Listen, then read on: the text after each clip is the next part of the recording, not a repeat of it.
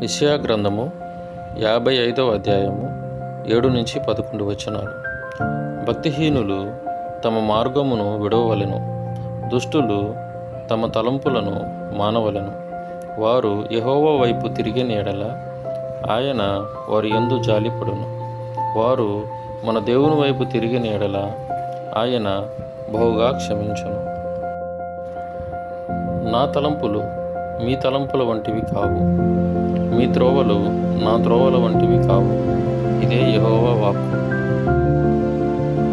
ఆకాశములు భూమికి పైన ఎంత ఎత్తుగా ఉన్నవో, మీ మార్గముల కంటే నా మార్గములు, మీ తలంపుల కంటే నా తలంపులు అంత ఎత్తుగా ఉన్నవి. వర్షమును హిమమును ఆకాశము నుండి వచ్చి అక్కడికి ఎలాగూ మరలక భూమిని తడిపి విత్తువానికి విత్తనమును భుజించువానికి ఆహారమును కలుగుటకై అది చిగిర్చి వర్ధిల్లునట్లు చేయును. అలాగే నా నోట నుండి వచ్చు వచనము ఉండును. నిష్ఫలముగా నా యొద్దకు మరలక అది నాకు అనుకూలమైన దాన్ని నెరవేర్చును. నేను పంపిన కార్యమును సఫలము చేయును.